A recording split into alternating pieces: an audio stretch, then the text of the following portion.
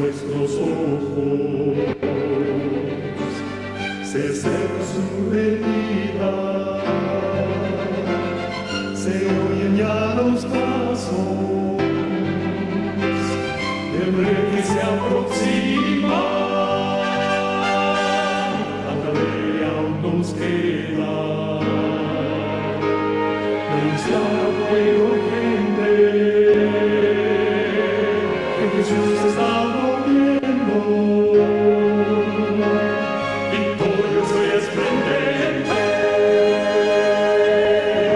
Pronto vendrá, Cristo muy pronto vendrá. Pronto vendrá, pronto Jesús volverá.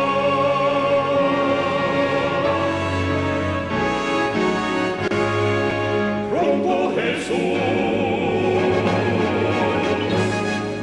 volverá.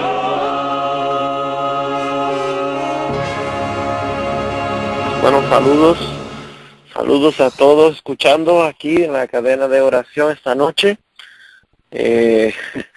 Ha sido un día muy interesante, pero todo para la glorificación a Dios. Esta noche pues los reunimos en esta cadena para discutir, para escuchar, ¿verdad?, las palabras de Dios, y quisiera nosotros que podamos aprender algo de esa palabra de Dios que nos hable en esta noche. Yo quisiera, ¿verdad?, antes de abrir sus sagradas escrituras, que tomamos un momento para orar y pedir que sea el Señor que nos dirige. Así que yo voy a comenzar con una pequeña oración antes de abrir su palabra, y aquellos que quieren inclinar sus corazones en este momento podemos hacer de esta manera. Oremos. Querido Padre Celestial, Santo Padre, damos gracias, Señor, que tenemos la oportunidad de escuchar a través de los medios de comunicaciones. Podemos compartir tu palabra, y de diferentes modos, diferentes maneras, sea en persona, sea en una iglesia, sea a través del teléfono, por el internet, podemos escuchar tus palabras, y pedimos, Señor, que te glorificamos en nuestras vidas. Pedimos, Señor, esta noche que sea tus palabras que nos hable a través de tu santa palabra. En el nombre de Jesús. Amén. Voy a repasar un tema esta noche con un título que se llama La guerra de la bestia en contra del remanente. Hoy en día estamos viendo eventos muy interesantes que nos despierta la conciencia.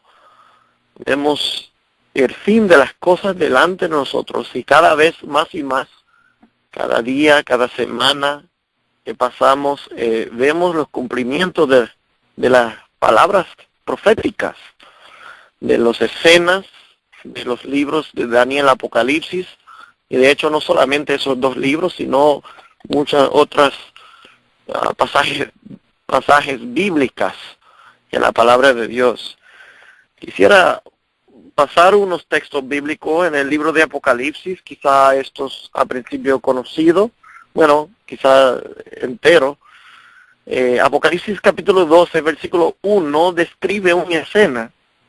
Dice: aparece en el cielo una gran señal. Es una señal que debe relatar alguna información. Por eso lo describe el Apocalipsis como un señal. Debe dejarnos entender algo. Dice: una mujer vestida del sol, una luna debajo, con la luna debajo de sus pies, y sobre su cabeza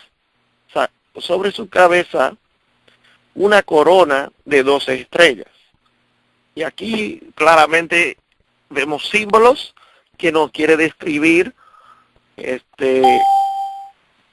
algunas verdades. Y dejamos la palabra de Dios. Lo interesante cuando nosotros estudiamos Daniel y Apocalipsis, nosotros entendemos que la misma palabra de Dios es que nos da la interpretación, es que nos enseña a través de la palabra de Dios y el Espíritu Santo, ¿verdad?, que da la interpretación de la palabra de Dios.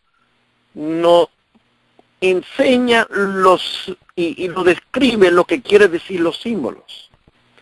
Ahora, si vemos la escena de nuevo, esta mujer, ¿verdad?, vestida del sol, y quiero detenerme allí un segundo. La mujer está vestida del sol, o una luz. También habla de otra luz allí, ¿verdad?, que es la luna debajo de sus pies. Si nosotros pasamos a Juan, el libro de Juan, capítulo 1, versículo 6, nos habla de un hombre enviado de Dios, el cual se llamaba Juan. Dice, este vino por testimonio, para que diese testimonio de la luz, a fin de que todos creyesen por él. O sea, Juan vino, no era la luz, sino para testificar de la luz.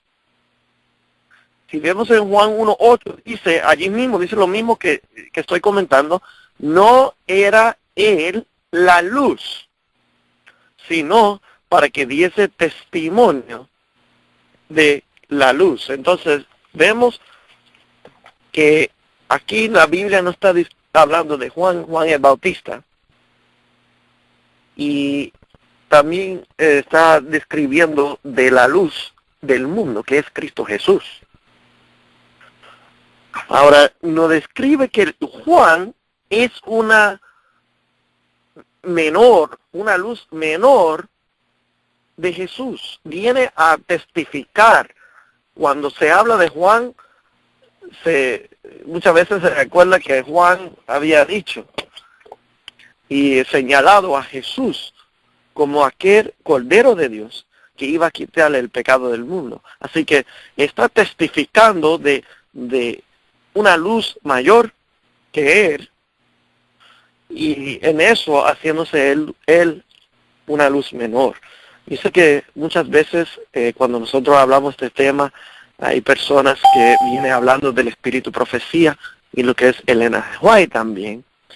Y hablamos como, bueno, será Elena G. White o el espíritu profecía una luz menor también.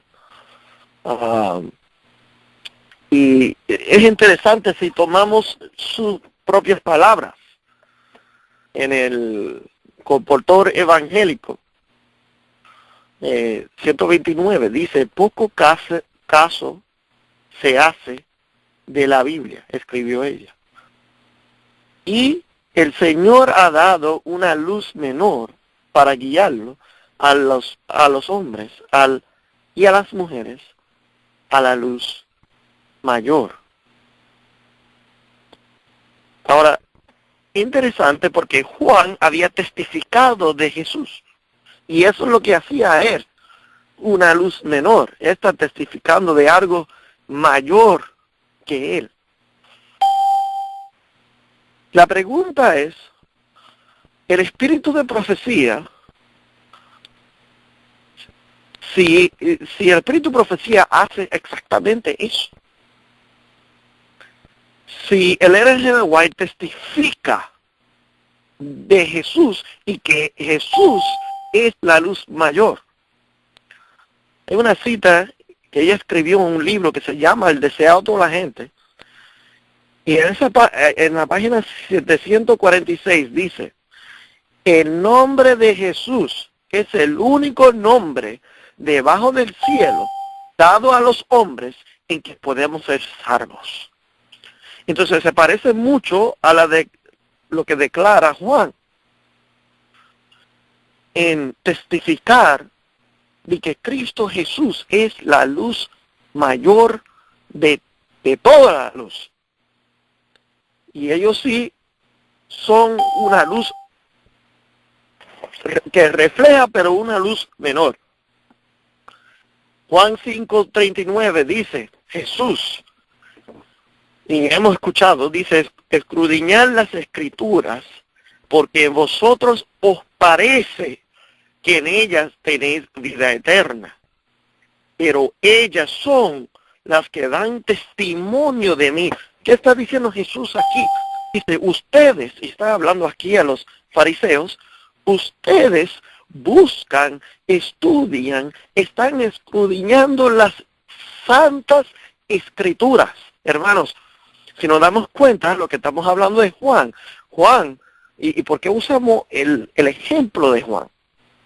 Bueno, porque Juan fue escogido por Dios para preparar el camino a Jesús. Y Jesús, por palabras de Jesús mismo, Juan es el mayor de los profetas. Ahora, Jesús está diciendo aquí a los fariseos que ellos están escudriñando, buscando, estudiando constantemente las escrituras, pero en ello ellos creen en esas palabras, en esas escrituras, que ellos pueden obtener, tener la salvación, la vida eterna a través de esas escrituras. Pero Jesús claramente le indica que ellos son los que testifican de Él. Entonces, la escritura sin Jesús, si estudiamos la escritura pero rechazamos el autor, si rechazamos de quien testifica, no hay salvación. Entonces, sí, la escritura, la palabra de Dios, es luz. Pero la luz mayor es Cristo Jesús. Porque la palabra de Dios mismo testifica, y la palabra de Dios independientemente de Cristo no es mayor. Entonces vemos un símbolo en Apocalipsis, esa mujer que de hecho no voy a entrar en todos los detalles esta noche, pero esa mujer siendo un símbolo de una iglesia. Vemos en Apocalipsis que una mujer representa una iglesia, a diferentes símbolos que vemos. Hay una mujer pura, hay una mujer que es impura, y son símbolos de iglesias. La mujer es pura, claramente denotando la iglesia de Dios.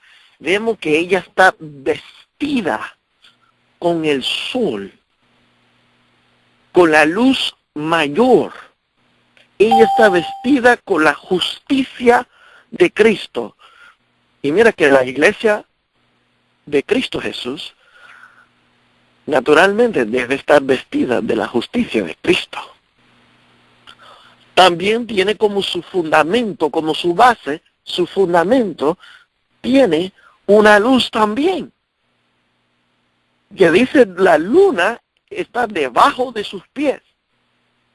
Y ella está ubicada o parada sobre esa luna. Y esa luna también es una luz, pero no es mayor a la justicia de Cristo.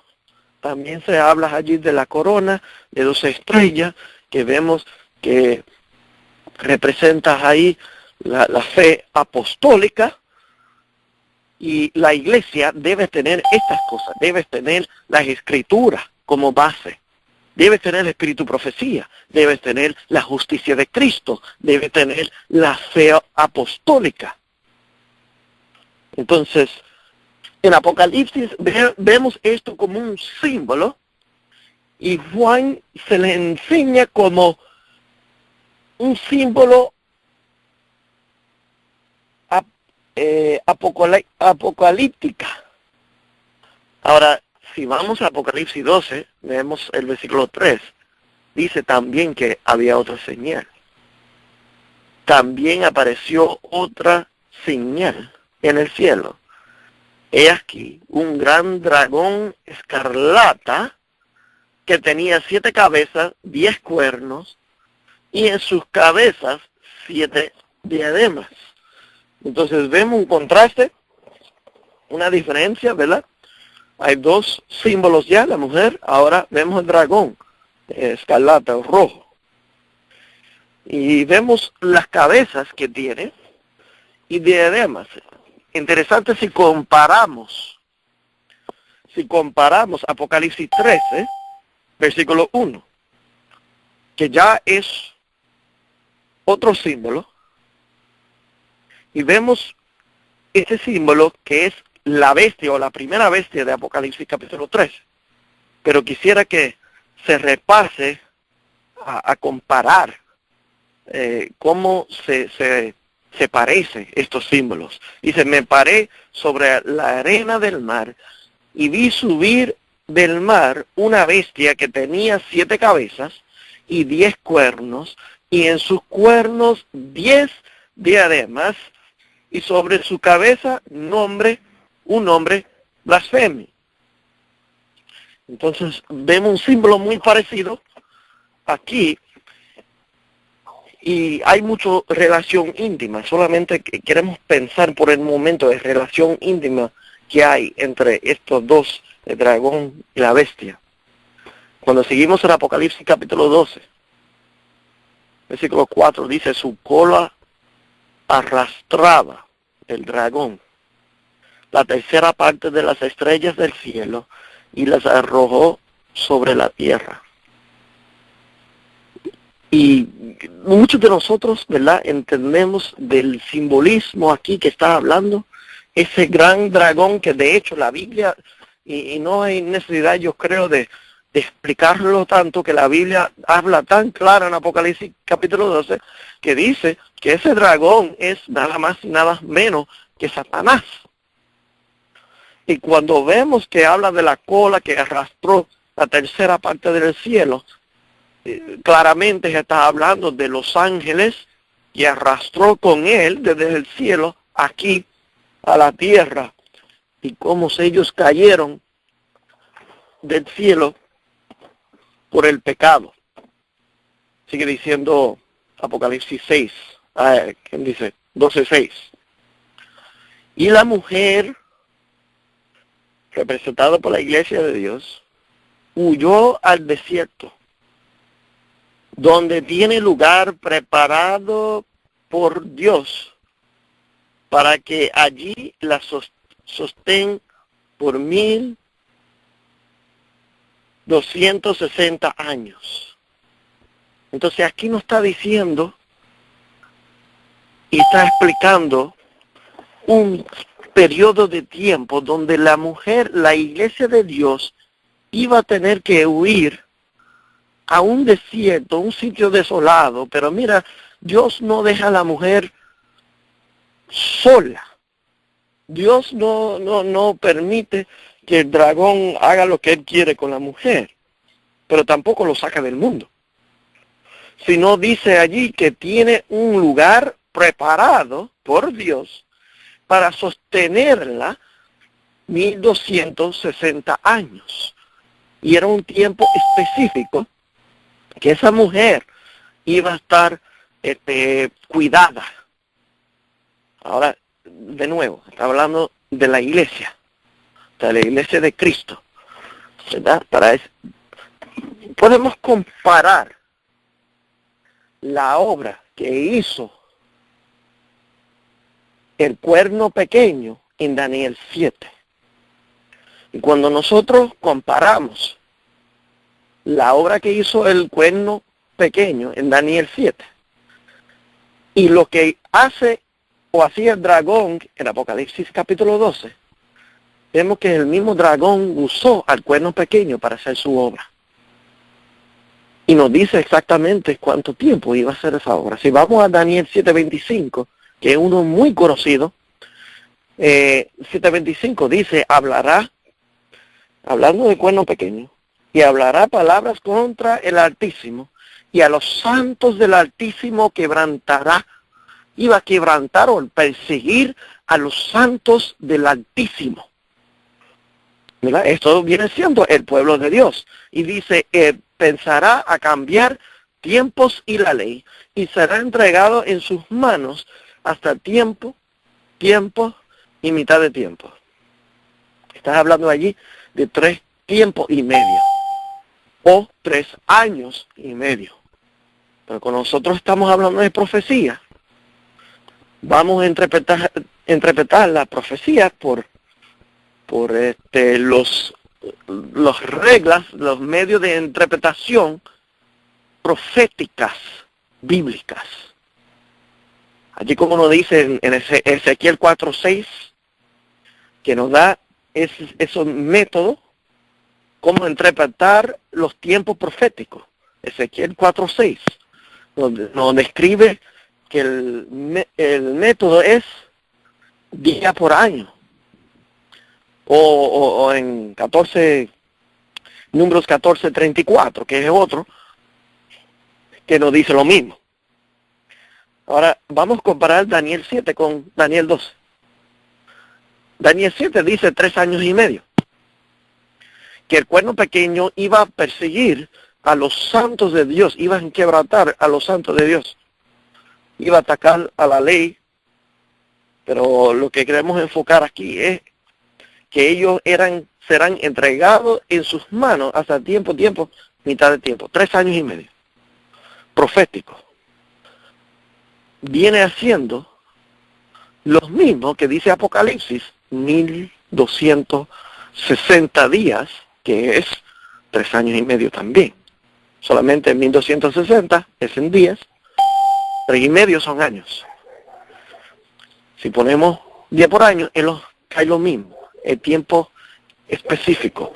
Entonces, aquí nos describe que el poder iba a perseguir a la iglesia, a la mujer, por ese tiempo. Y si nosotros escogemos como protestantes, lo que ha hecho la Reforma Protestante, ha reconocido el cuerno pequeño siempre como el poder papal. ¿Y por qué habían hecho esto? ¿Por qué los protestantes, y de hecho los protestantes de todo estaban unánimes en esta creencia, no en todas las creencias, pero en estas creencias estaban todos unánimes? ¿Y por qué todos identificaron como el poder papal el poder del cuerno pequeño?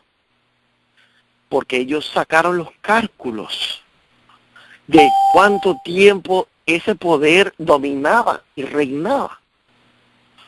Y cuando ellos sacaban los cálculos, que de hecho no voy a coger el estudio completo esta noche, porque yo creo que es una serie de estudios, pero ellos tomen cuando el poder papal recibe el poder para dominar, el poder que se le entregó para dominar el mundo completo durante la Edad Media. Cuando ya Roma pagana no podía con los tribus bárbaros, ya no podía conquistarla, ya no podía dominar el mundo, ellos entregaron el cetro de poder al poder papal en el 538. De hecho, se le entregó en el 508 por el rey de los francos, que era Clovis, el rey de los francos en ese entonces. Pero lo que pasa es que había 3 tribus bárbaros que todavía estaban en contra de que reinaba ese poder papal, y por lo tanto no podía controlar ni dominar completamente antes que se arrancaba, se quitaba esos 3 reinos. Y por eso vemos en Daniel 7 que se habla de 10 cuernos, que son los 10 tribus de Roma divididos, y dice que el cuerno pequeño arrancó a 3 tribus. Y esos 3 tribus, el último tribu fue arrancado en el año 538. Bien, entonces, lo que vemos que la profecía dice, al igual que Daniel y Apocalipsis, que este poder, para edificarlo, dice que iba a reinar un tiempo específico, 1260 años, o 3 años y medio profético, que es 1260. Si cogemos a 538, interesantemente, cuando el poder papal recibe su poder y contamos 1260 años, llegamos al año 1798. Y interesante que nos describe que iba a perseguir la iglesia, donde la iglesia tenía, y los fieles tenían, el remanente tenía un lugar en el desierto preparado para siempre proteger un remanente. Pero de hecho, ese poder persiguió a los santos, que iba a terminar el dominio de este poder exactamente a fin de los 1260 años. En 1798 el poder papal recibe una herida mortal, cuando el general francés, Berthier, toma el papa cautivo, y ya el papa pierde su poder y su dominio político y religioso. Entonces, cuando seguimos leyendo, estudiando el Apocalipsis 12:15, dice así: la serpiente arrojó de su boca tras la mujer agua como un río, para que fuese arrastrada por el río. Y aquí está hablando, ¿verdad?, de el dragón siendo el poder de Satanás, pero también Satanás trabaja a través de medios. Ya estamos viendo en Daniel 7 que está trabajando por el poder papal. Dice aquí que arrojó agua.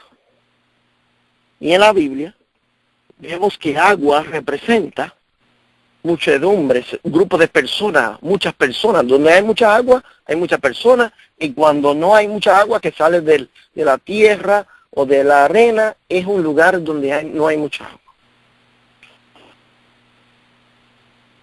Quien dice, cuando sale de la tierra es un lugar donde no hay muchas personas, perdón. Entonces dice aquí que el dragón tenía un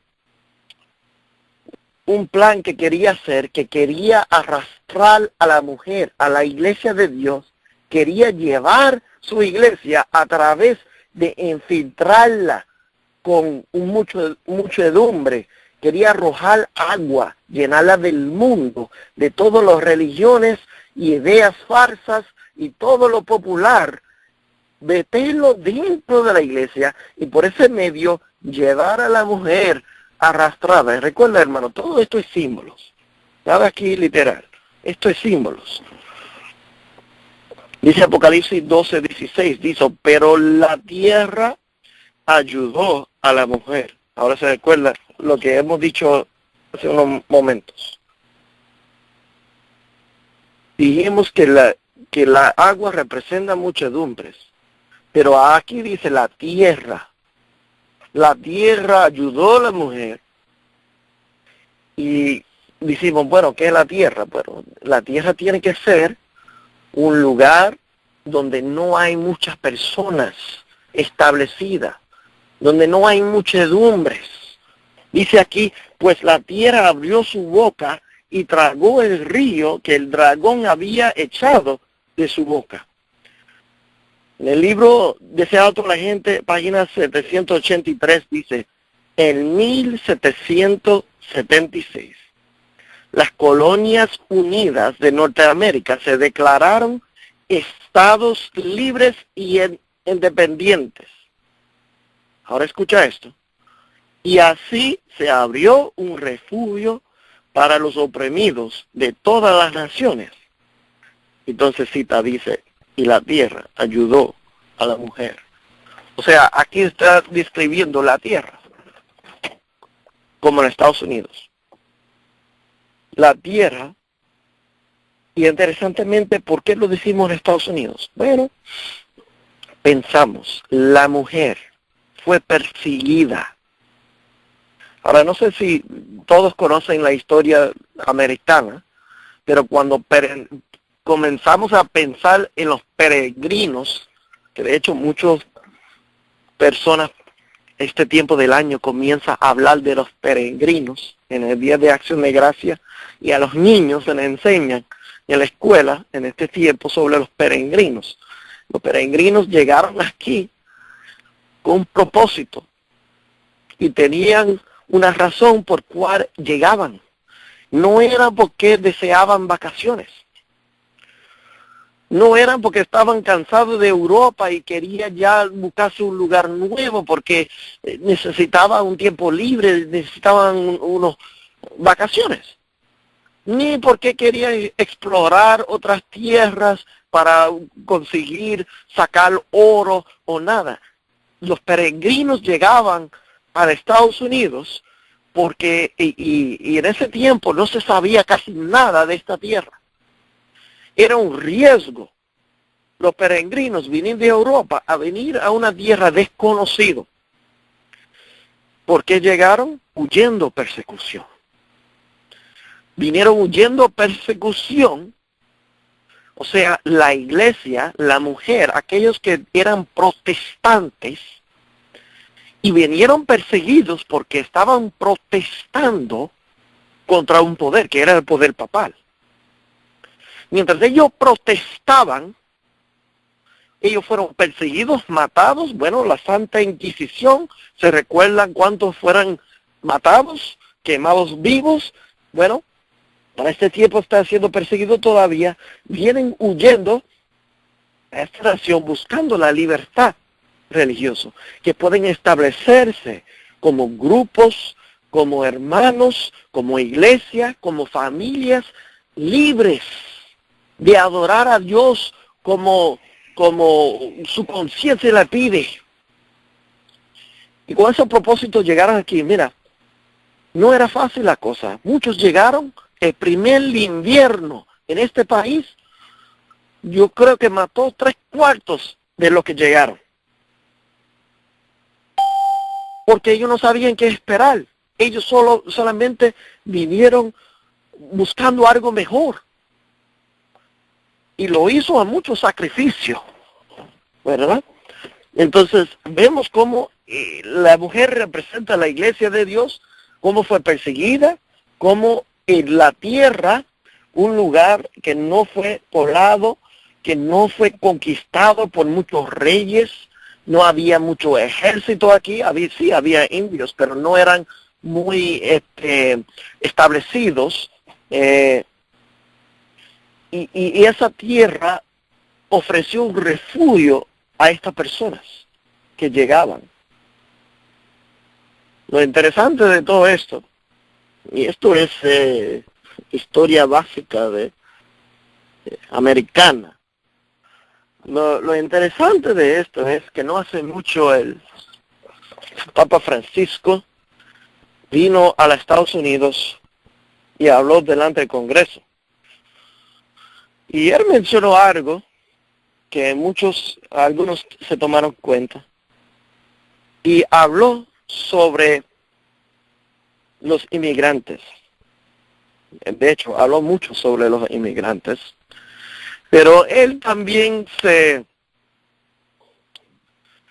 puso, ¿verdad?, en ese mismo grupo de personas como inmigrantes, especialmente delante del Congreso. Él le quería recordar sobre los inmigrantes, al igual que él y su familia eran inmigrantes en Argentina.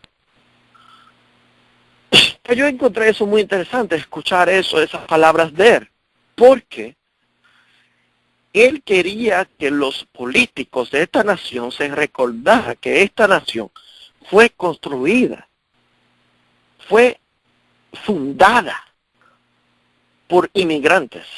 Y es uno de los problemas actuales que tenemos en Estados Unidos políticamente. Hay mucha lucha entre los asuntos de los inmigrantes, ¿verdad?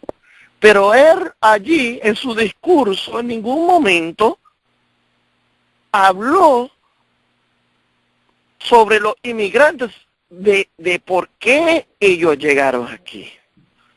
¿Por qué esos inmigrantes huyeron a Europa, llegaron a esta tierra y establecieron en Estados Unidos?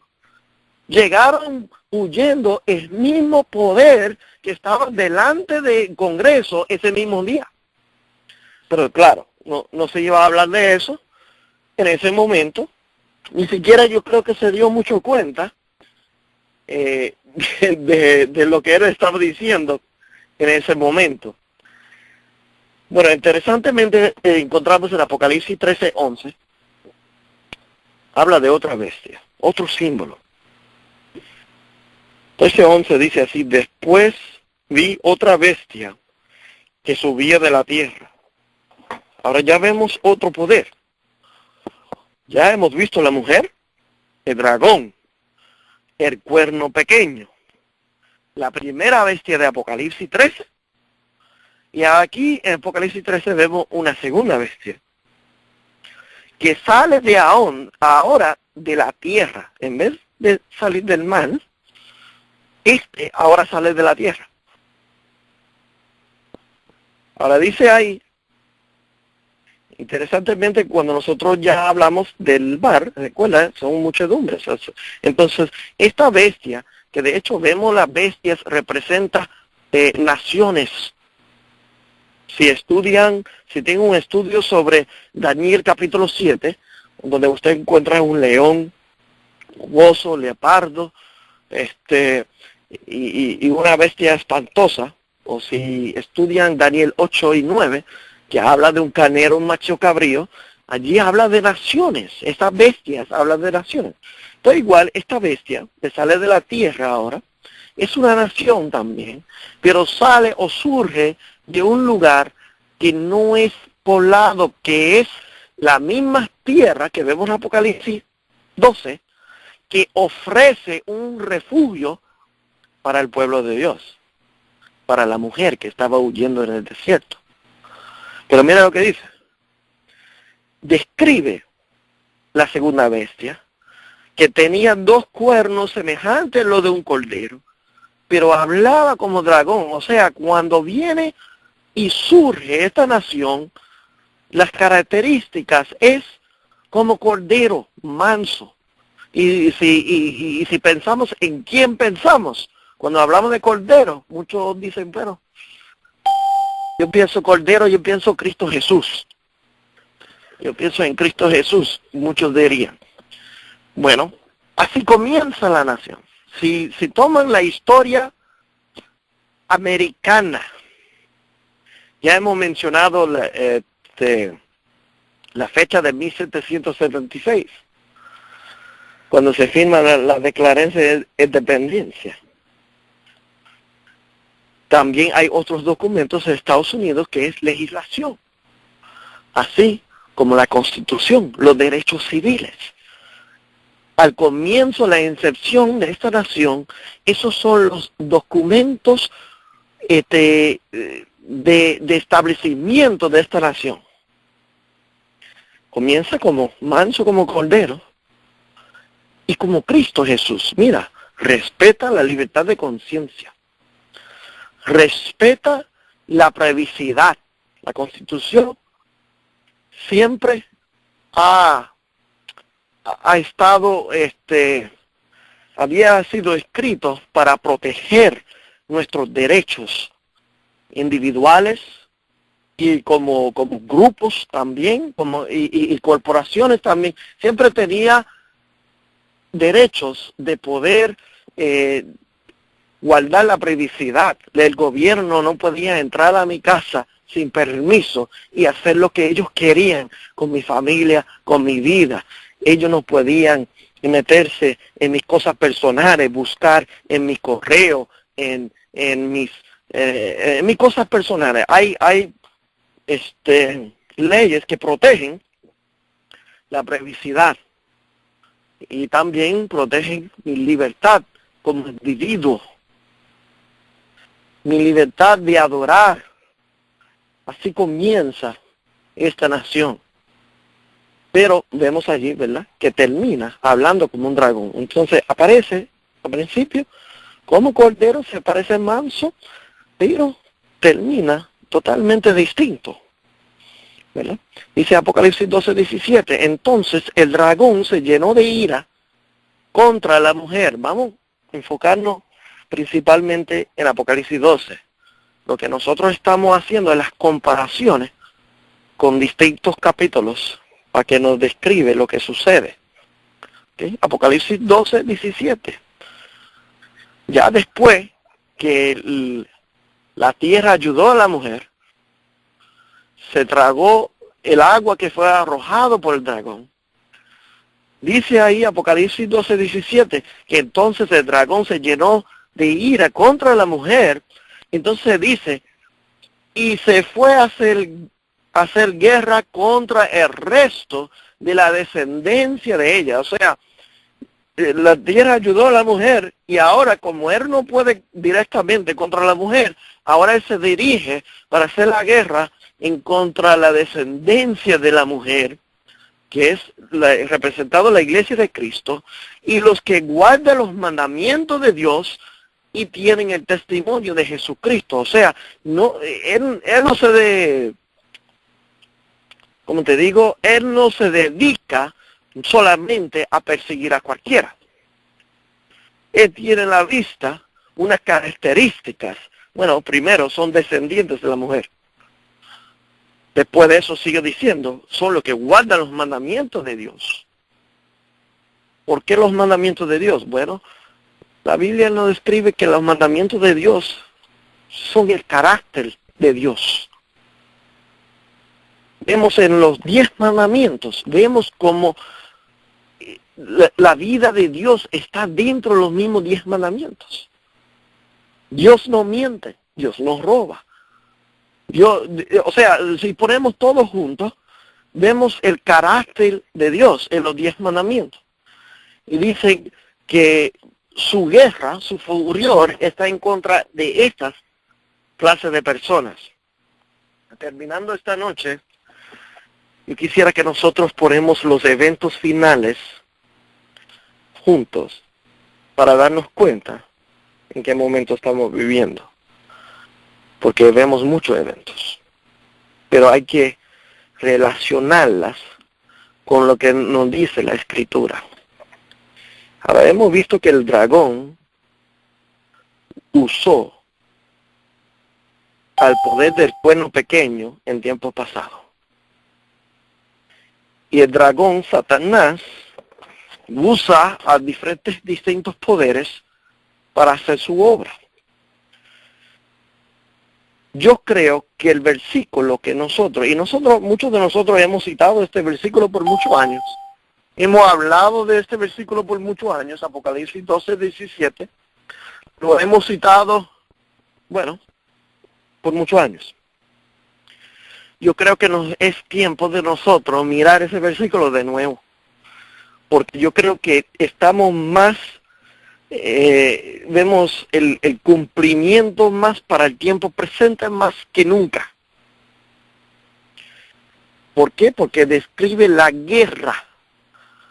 Y si se recuerda un poquito el título de la presentación, dice la guerra de la bestia en contra del remanente.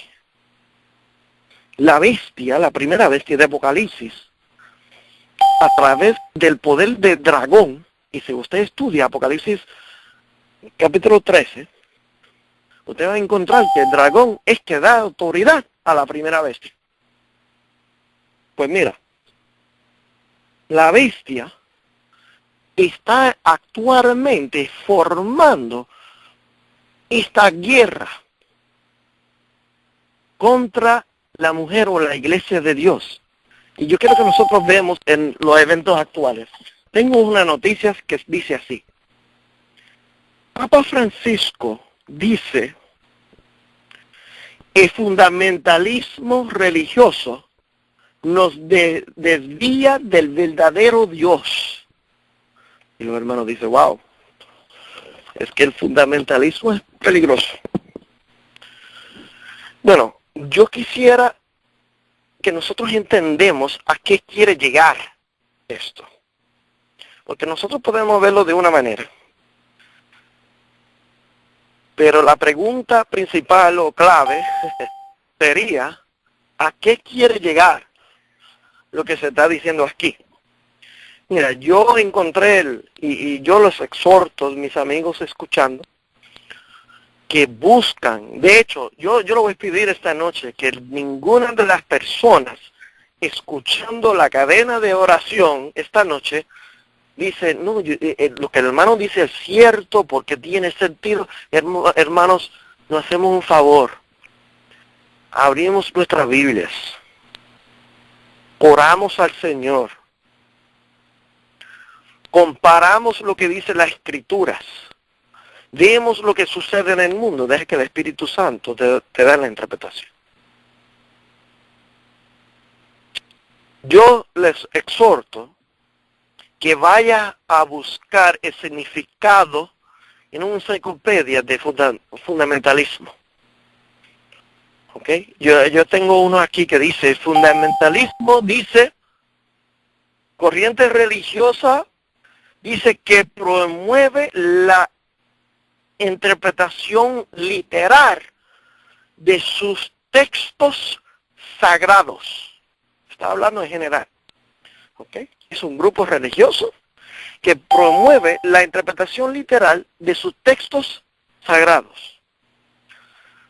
Bueno,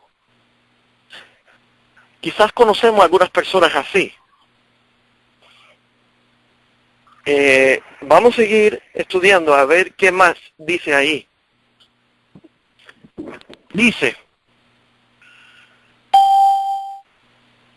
por lo general, dice, un determinado libro, ellos tienen un determinado libro como la autoridad máxima ante la cual ninguna otra autoridad puede invocarse.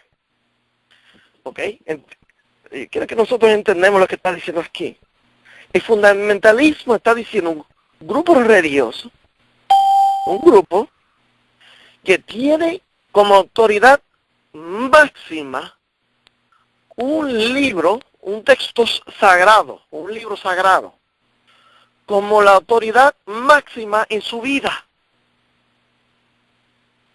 Ahora mismo no leemos más, aunque hay que más que leer sobre la definición. Esto ya puede aplicar a muchos de nosotros.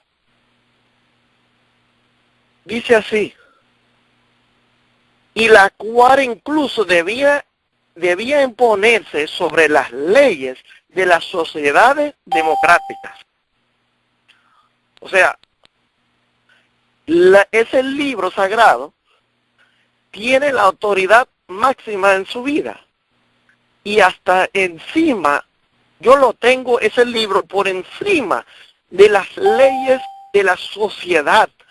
Primeramente, ese libro es más importante para mí que las leyes de la sociedad. Yo estoy dispuesto a seguir, y no estamos diciendo que las personas están en contra de la ley de sociedad, pero cuando la ley de sociedad conflige con sus textos sagrados, pues entonces ellos tienen los textos sagrados por encima de las leyes de la ley de sociedad. Dice, la palabra fundamentalismo se refiere de un principio, en primer instante, a un movimiento islámico que promulga la estricta aplicación del Corán en el vida social. Primeramente, cuando se define a un fundamentalista, por lo general se habla de islámicos y cómo ellos imponen el Corán en la sociedad. Si vemos muchos de los países que son islámicos, vemos que el base del gobierno, base de muchos de las leyes, bueno, de todas las leyes, es las enseñanzas del Corán. Y tú dices, bueno, entonces, ¿cómo eso me afecta a mí? ¿O cómo está haciendo la guerra en contra de la iglesia de Cristo? ¿Cómo es que está trayendo la guerra a los siervos de Dios o a los cristianos? Bueno, simplemente es porque no se termina no termina la definición ahí. Dice, también se puede referir a un movimiento cristiano que se basa en una interpretación literal de la Biblia. Entonces, puedes incluir muchos que creen en una interpretación literal de la palabra de Dios, de la Biblia. Entonces, ahora tenemos el poder papal, que fue el poder que reinó por 1260 años, de 538 a 1798. Dice Daniel 7:25 que irá a blasfemar. Dice Apocalipsis 13 que va a blasfemar. Una de las definiciones de blasfemia, encontramos en la Biblia, es un poder que dice que puede perdonar pecados. Bueno, a Jesús lo acusaron a ser blasfemo, porque él había dicho a las personas, sus pecados son perdonados. Y como los judíos veían, dice, pero tú eres un hombre, ¿cómo tú vas a perdonar pecados? Pues Jesús no era blasfemo. Pero cualquier otro hombre que sí dice que puede hacer eso, comete blasfemia. Y eso es una de las características de este poder durante la Edad Media y que sigue todavía ejerciendo ese poder o enseñando eso lo mismo. Dice aquí, voy a seguir con las noticias. Noticias, Ciudad del Vaticano, septiembre 16, 2015. Dice, Papa Francisco, el fundamentalismo religioso mantiene a Dios a una distancia y detiene a los creyentes de la construcción de puentes con otros. ¿Qué está diciendo aquí? Que el fundamentalismo, nosotros tomamos los textos sagrados como nuestra base, nuestro fundamento, por encima de la sociedad, por encima de lo que dicen los teólogos, por encima de las interpretaciones de los obispos, de los pastores, de todos, y de hecho, no estamos diciendo que si una persona, hasta un pastor, está enseñando lo que dicen las palabras de Dios, no en contra de eso. Pero si lo que dice no está de acuerdo, ¿verdad?, de la palabra de Dios, el fundamentalista va a coger la palabra de Dios como su autoridad máxima en su vida. Y eso no permite, dice Papa Francisco, que mantiene Dios a una distancia. Cuando es todo lo contrario. Eso nos acerca a Dios, porque nuestro fundamento es la palabra de Dios. Y se detiene de los creyentes de la construcción de puentes con otros. Claro, porque hay otros que no tienen ese mismo fundamento como su base, como su fundamento. Y como hay un grupo que están firmes, parados, que no se mueven de ese fundamento, no se salen de ahí, ahora nos permite que ellos tengan una relación íntima porque son dos fundamentos distintos. Claro, sigue diciendo así. Ninguna religión es inmune a sus propios fundamentalistas. Bueno, voy a seguir leyendo. Dijo, en todas las religiones habrá un pequeño grupo de fundamentalistas cuyo trabajo es destruir por el bien de una idea y no la realidad. Y la realidad es superior a las ideas. ¿Qué nos está diciendo ahí? Que en cada religión, mira, hermano, la Biblia nos dice todo al contrario. Bueno, no, en contrario en un aspecto, y lo que dice él en un aspecto es verdad. Mira, ninguna religión es inmune a su propio fundamentalista. Dijo, en toda religión habrá pequeños grupos de fundamentalistas. Esa parte es parte de verdad. ¿Tú sabes lo que dice la palabra de Dios?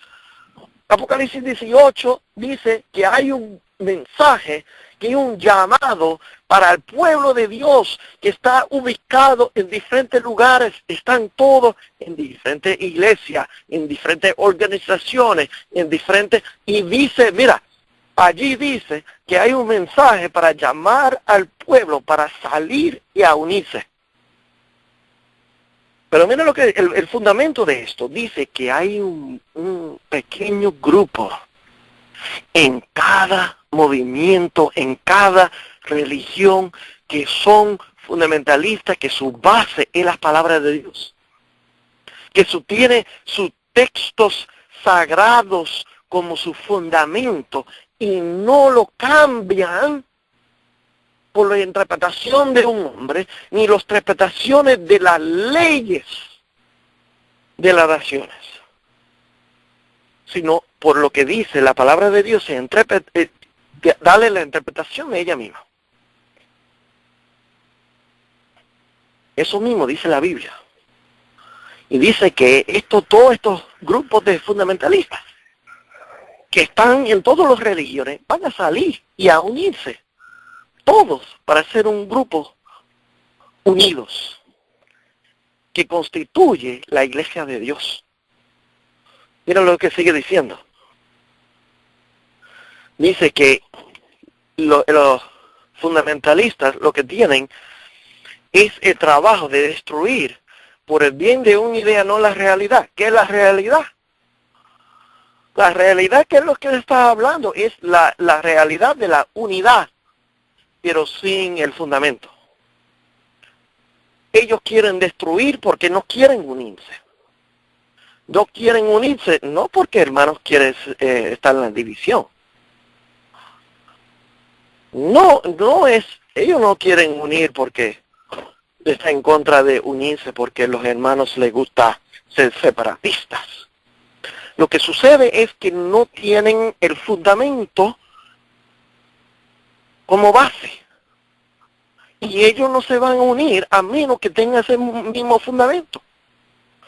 Entonces la realidad para el mundo es que el mundo tiene que poner todas las diferencias a un lado. Mira, los protestantes, o lo que eran protestantes, hasta el día de hoy dice que ya no hay protesta. Ya se acabó. La protesta de Martín Lutero y todos los protestantes que tenían, hasta los mismos peregrinos que vinieron aquí huyendo al poder que los perseguía, ya no protestan. Bueno, la realidad para el mundo es, no, lo que vamos a hacer, poner esa diferencia a un lado y unirnos todos en lo que se dice por ahí, pero no está basado en así dice Jehová. El fundamentalista tiene como base los textos sagrados, no lo que dice un hombre, no lo que dice ningún hombre. Ahora, yo quiero que nosotros llegamos, y voy terminando porque yo creo que vamos a cortar un poquito más temprano esta noche de lo acostumbrado. Pero yo quiero que nosotros entendemos por qué para el poder papal es peligroso que nosotros tomamos literalmente la palabra de Dios. Y no estamos diciendo que tomamos literal todo. Estamos diciendo que Apocalipsis tiene símbolo. Apocalipsis tiene símbolo, y cuando se denota que hay símbolo obvio, entendemos símbolo. Pero hay un lugar donde Él nos quiere y Satanás tampoco nos quiere, y nosotros entendemos literalmente. Pero voy terminando esto primero y voy a pasar a él. Dijo él, Papa Francisco, dijo que el fundamentalismo, en lugar de crear puentes, crea un muro que bloquea el encuentro con otras personas. O sea, el fundamentalismo no permite que las personas se unen. El fundamentalismo El fundamentalismo busca la manera de estar en desacuerdo. Dijo, no se puede tener la amistad entre los pueblos. Bueno, claramente quieren señalar los fundamentalistas como personas separatistas, que le gustan estar en desacuerdo con el grupo general, que no quieren andar con el resto del mundo, la unidad que tiene el resto del mundo, sino porque quieren ser distintos, siempre quieren traer la lucha. Hermanos, nosotros debemos preguntarnos un poquito más profundo, ¿por qué nosotros estamos viendo la guerra del terrorismo? ¿Qué tiene detrás de todo eso? ¿Qué significado tiene todo eso? ¿Por qué hay tantas cosas que estamos inseguros cuando hablamos así como los grupos religiosos islámicos, como militantes, así como Al-Qaeda, como ISIS? Cuando hablamos, ¿de dónde surgen estos grupos? Muchas personas dicen, no, vinieron de acá, y las personas no están muy seguros porque hay muchas preguntas de dónde surge todo eso. La pregunta es, ¿por qué la guerra del terrorismo? ¿Por qué tanto tiempo ahora, desde prácticamente, aunque existía antes del tiempo, pero prácticamente desde 9/11 a nivel mundial, vemos los eventos cambiando en todo el mundo? Y a nivel mundial hay una guerra del terrorismo.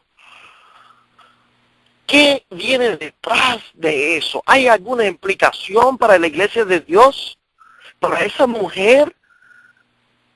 Y referente a la guerra del terrorismo, ¿sabes qué?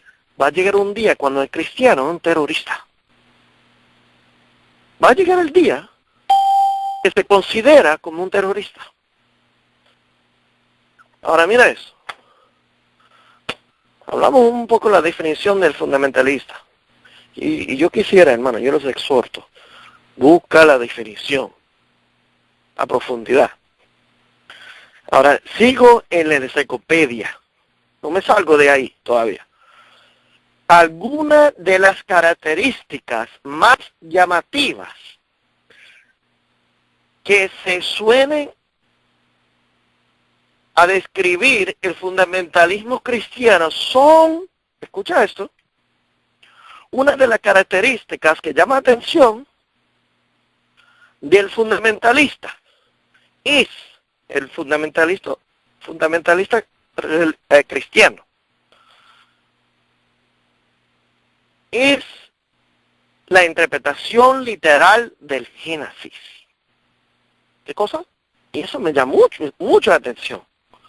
Primero me llama la atención de la interpretación literal de los textos sagrados, y que podías aplicar hasta los cristianos. Pero aquí yo brinqué.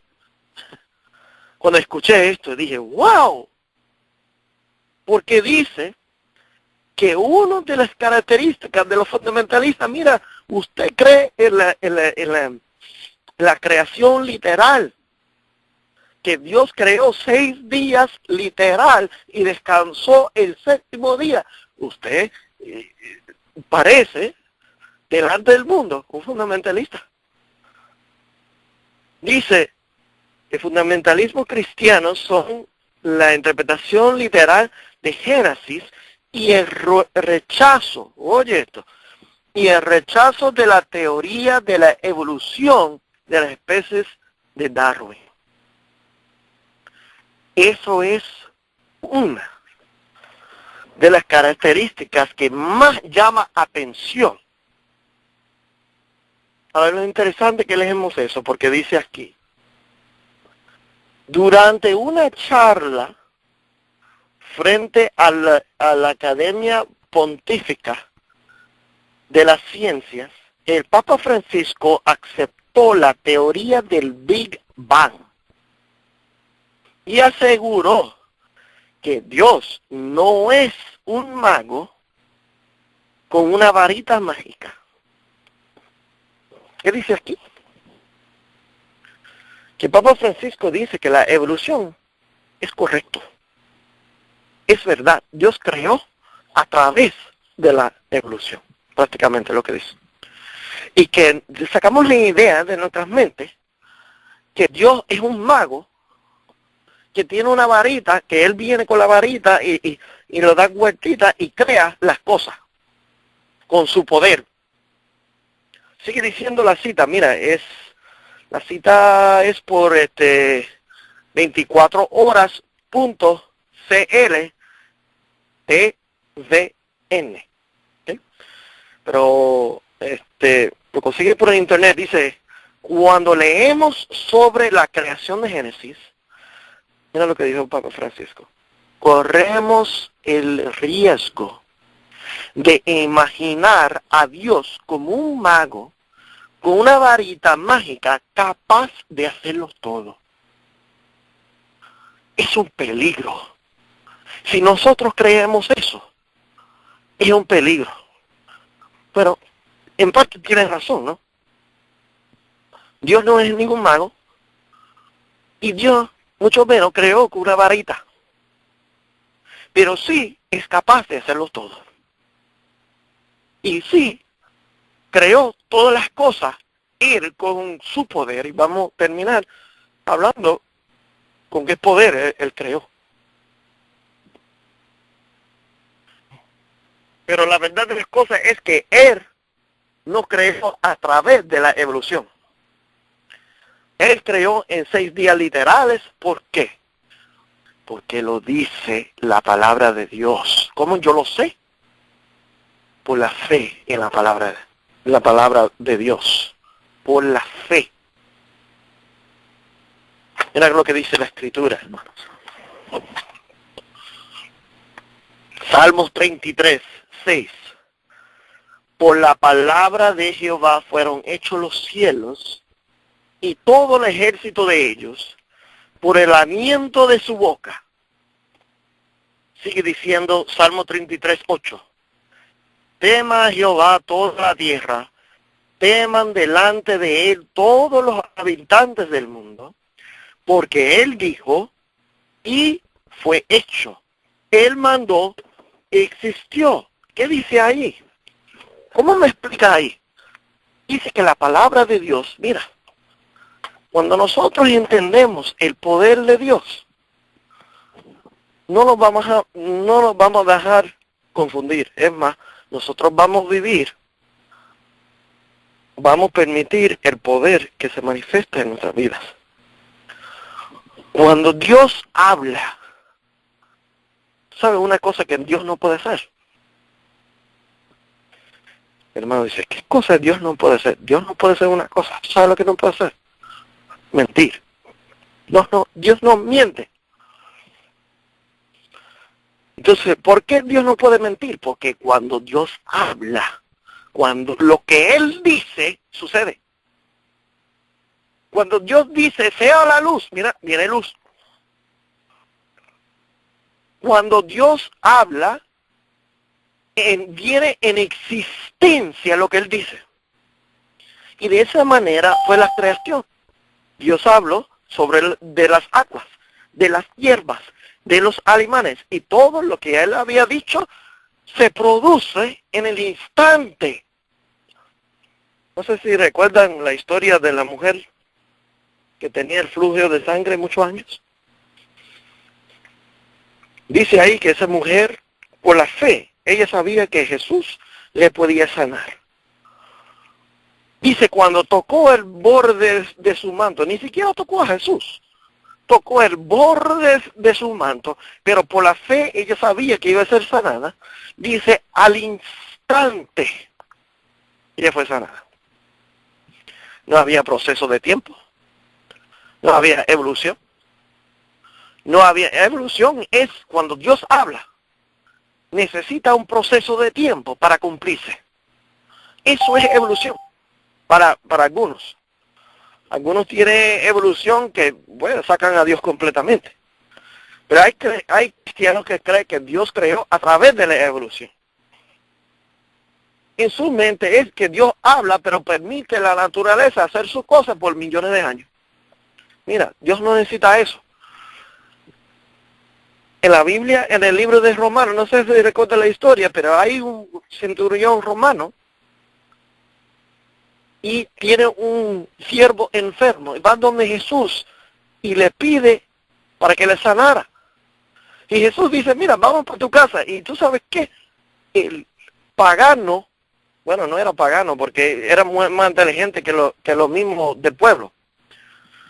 Este romano entendía el poder de Dios mejor que Papa Francisco. Dijo a Jesús, yo no soy hombre digno que tú vengas a mi casa, solamente di la palabra. ¿Por qué? Porque sabía que Dios, que Jesús tenía el poder creativo, que Jesús podía hablar, que Jesús era el verbo. Y cuando Dios habla, ese poder se manifiesta. Bueno, he dado unos cuantos ejemplos y no quiero que nos perdemos mucho, pero la importancia aquí es que vemos hoy en día que hay una guerra que se está haciendo, el dragón y la bestia. Y se está formando a nivel mundial esta guerra. Esta guerra se está formando de un modo que a principio se ve de otra manera. A principio se ve que se están atacando a otras personas, pero vamos a ver muy pronto que va a terminar con los descendientes de la mujer. Va a terminar afectando a los descendientes de la mujer. ¿Qué sucede? Que hay poderes en el mundo que se están preparando a los seres humanos para tener una guerra contra todo clase de fundamentalismo. De hecho, no tengo la cita aquí conmigo en este momento, pero hay una noticia, y lo tengo en otra presentación, que se llama Tercera Cruzada. El Papa Francisco no hace mucho fue para Turquía, creo que fue en el 2015. Fue para Turquía y de hecho fue el año pasado para el Día de Acción de Gracia. Fue para Turquía y fue un propósito para hablar al presidente y las personas del gobierno, todas las personas que representaban los grupos religiosos. De hecho hay muchos islámicos, pero también hay cristianos en Turquía. Y su mensaje fue que debe poner un fin a toda clase de fundamentalismo. Toda, no indicaba una clase. No decía al fundamentalismo islámico o el fundamentalismo decía a toda clase de fundamentalismo. Debemos poner un fin a eso, a nivel mundial. De hecho, cuando vino delante del Congreso,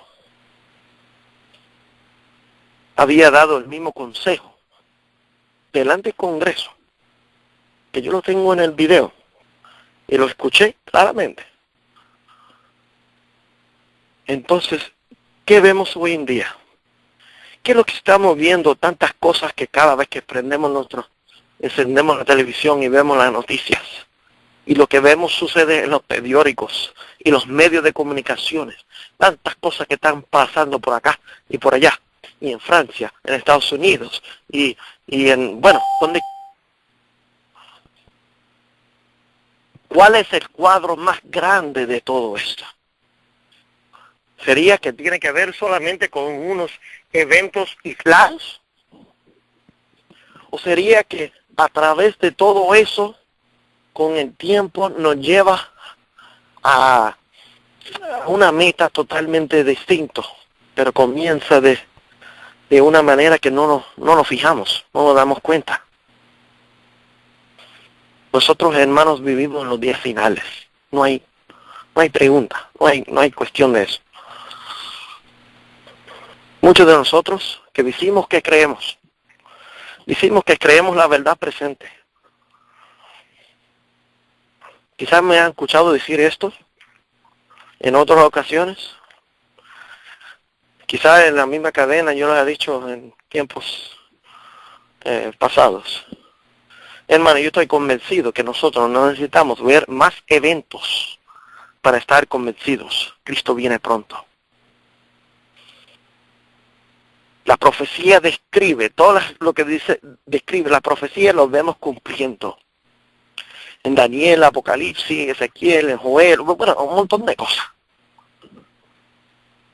No debemos necesitar más evidencias. Ahora, ¿va a haber más cumplimientos? ¿Va a haber más evidencias? Sí. Pero no debe ser para nosotros. Nosotros debemos estar ya decididos y entendemos que el Señor viene. Los eventos que siguen, los pocos que quedan, porque son muy pocos los que quedan todavía,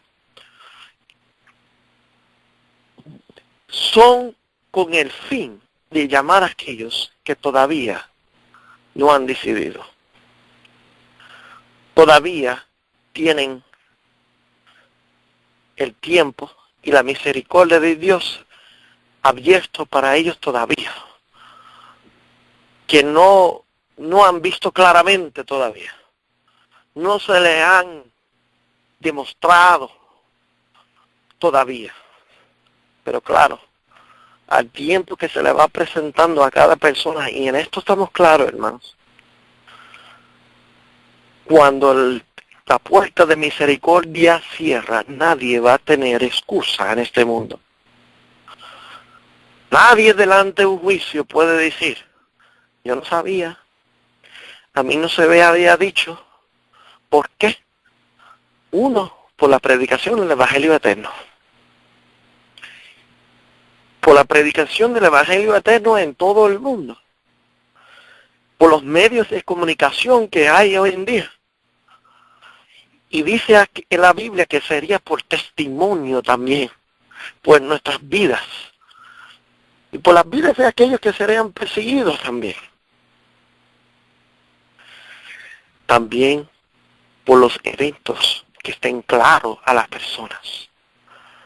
Que nos llaman a su atención. Los eventos hacen claro. Cuando lo ven, muchos se convencen y se convencerán que Cristo viene pronto.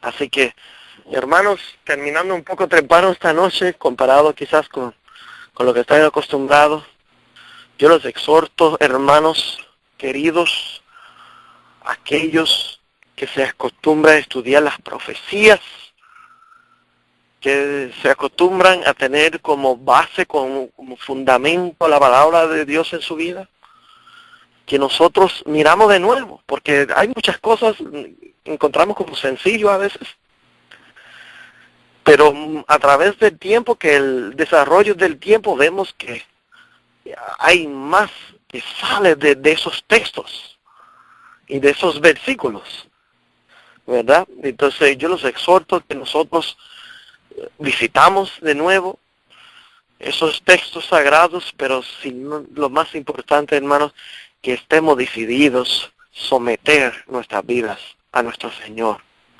Que nosotros podemos entender, mira, el punto de las profecías, el punto de todos estos anuncios que el Señor ha puesto en su palabra, el punto de las visiones dado por el Señor a Juan en el Apocalipsis, es para que nosotros, un aviso para los seres humanos.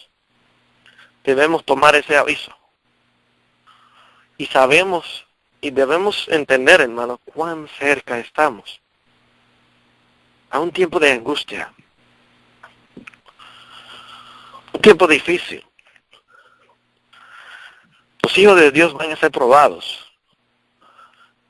Y nosotros debemos entender que hay solamente una manera que los hijos de Dios van a superar. Es a través de la relación íntima que tienen con su Salvador. Es la única cosa que nos va a salvar. al pueblo de Dios.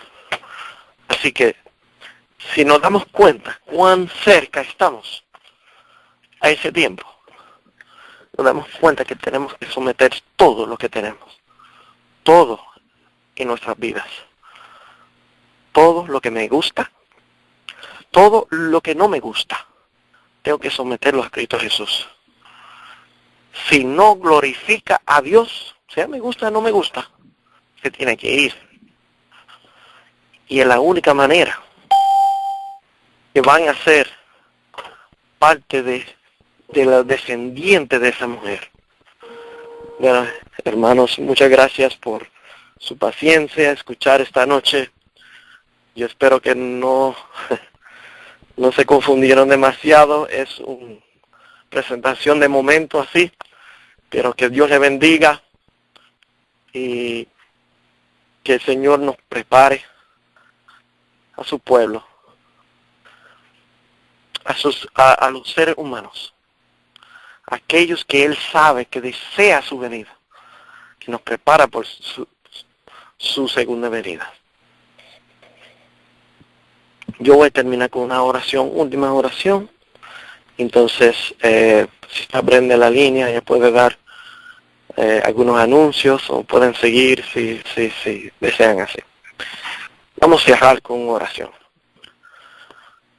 Querido Padre Celestial, Señor, una vez más, damos gracias por este tiempo de libertad que tenemos todavía. Damos gracias por el tiempo de libertad, que todavía podemos usar los medios de comunicación para predicar el Evangelio, para compartir tu palabra. Gracias por la libertad todavía que podemos decidir, en tiempo de gracia todavía, por nuestro Salvador, que nuestro Salvador puede limpiarnos, purificarnos. Y como dice en Judas, capítulo 1, versículo 24, que nos puede mantener a nosotros sin caída y sin mancha. Pedimos, Señor, que tú seas el Señor de nuestras vidas. Que tu palabra, lo que entendemos en tu palabra, lo que tú revelas en tu palabra a nosotros, nos puede dirigir en estos días muy difíciles. Que nosotros, por todo lo que vemos, sean señales de tu pronta venida, pero no sean señales de miedo. Los eventos que no den miedo y tampoco que nos preocupa de una manera, sino que nos preocupamos de estar fijos en nuestro Salvador. Gracias, Señor, damos por este ministerio, por la bendición de compartir tu palabra a través de estos medios. Gracias, Señor, por la oportunidad una vez más. En el nombre de Jesús. Amén.